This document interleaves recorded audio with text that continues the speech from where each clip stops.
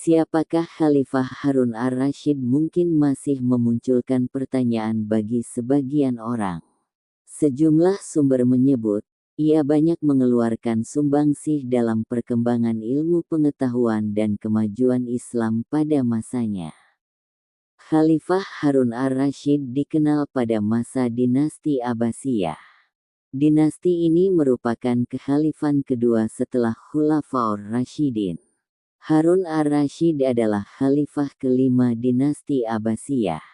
Khalifah Harun ar-Rasyid adalah khalifah kelima dari dinasti Abbasiyah yang menjadikan ilmu pengetahuan di kota Baghdad berkembang pesat.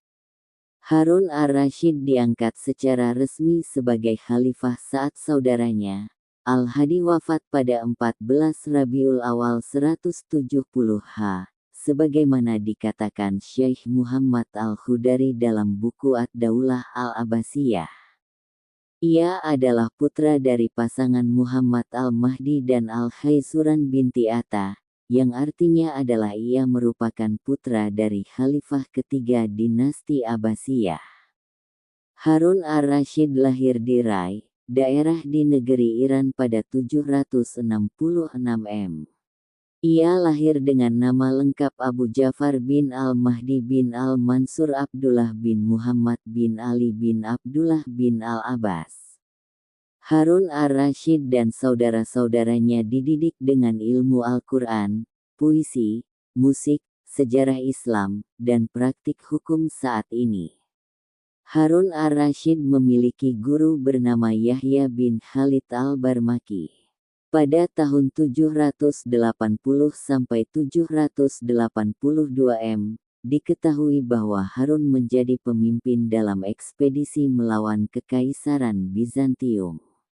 Pada ekspedisi 782 M ia mencapai Bosporus, di seberang Konstantinopel, dan mencapai perdamaian dengan syarat yang menguntungkan kaum muslim. Atas keberhasilan ini, ia menerima gelar kehormatan ar-Rasyid yang artinya, petunjuk ke jalan yang benar. Kiprah Khalifah Harun ar-Rasyid dalam sejarah perkembangan Islam khususnya era Abbasiyah terlihat dari sejumlah bidang. Salah satu yang paling dikenal adalah di bidang ilmu pengetahuan dan teknologi, iptek. Pada masa Khalifah Harun ar-Rasyid, penerjemahan buku-buku ilmiah dari bahasa Yunani ke bahasa Arab banyak digencarkan. Yuhana ibn Masawai, seorang dokter istana, mendapat tugas dari khalifah untuk menerjemahkan buku-buku kuno terkait kedokteran. Tak hanya kedokteran, penerjemahan juga dilakukan di bidang astronomi. Pada pertengahan abad ke-10, lahir dua penerjemah yang sangat penting dan produktif. Mereka adalah Yahya ibn Adi dan Abu Ali Isa ibnu Ishaq ibn Zera. Khalifah Harun ar-Rasyid juga memberikan penghargaan kepada para penerjemah kala itu berupa emas seberat buku yang berhasil diterjemahkan. Pada masa Khalifah Harun ar-Rasyid pula, 4 mazhab tumbuh dan sejumlah ilmu agama mengalami perkembangan. Kisah Khalifah Harun ar-Rasyid bermimpi aneh. Dengan latar belakang dan pencapaiannya yang luar biasa, terdapat kisah unik dari Khalifah Harun ar-Rasyid yang menyangkut kematiannya. Kisah ini dikutip dari buku Hak dan Batil dalam Pertentangan karya Ibrahim Abu Abah yang mengutip dari riwayat Ibnu Katsir. Dikisahkan saat itu ketika berada di Kufah, Harun ar-Rasyid bermimpi buruk hingga membuatnya gundah dan sedih. Melihat perubahan yang terjadi pada diri Khalifah, Jibril bin Buhtaisyu yang berposisi pengawal pribadinya, datang menghadap dan bertanya, apakah sebenarnya yang telah terjadi pada diri Amirul Mukminin?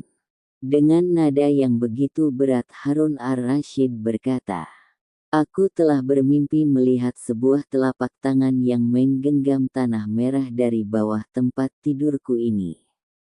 Lalu ada suara yang berkata, inilah tanahmu Harun. Setelah mendengarkan cerita itu, Jibril menghiburnya dan memintanya agar tidak terus bersedih dengan berkata, "Paduka, mimpi itu hanyalah bunga tidur saja.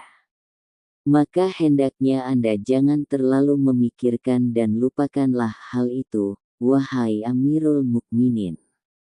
Waktu kemudian berlalu, ketika pergi ke daerah Khurasan melewati kota Tus, Ar-Rasyid terserang penyakit yang cukup parah. Lalu ia teringat lagi akan mimpinya itu. Segeralah ia memanggil Jibril dan berkata, "Celakalah kau Jibril. Tidakkah kau masih ingat akan mimpi yang aku ceritakan padamu itu?" "Ya, masih ingat Paduka," jawab Jibril. Seketika saat itu Khalifah Harun ar-Rasyid memanggil Masrur, pembantu setianya. "Masrur, segera ambilkan segenggam tanah di daerah ini," perintahnya. Tak berapa lama Masrur datang dengan tanah merah di tangannya. Tiba-tiba Harun tersentak kaget dan berkata, "Sungguh telapak tangan inilah yang kulihat dalam mimpi dan begitu pula dengan tanah yang ada di telapak tangannya." Jibril kemudian berkata, "Demi Allah, setelah 3 hari dari peristiwa itu, Ar-Rasyid meninggal dunia.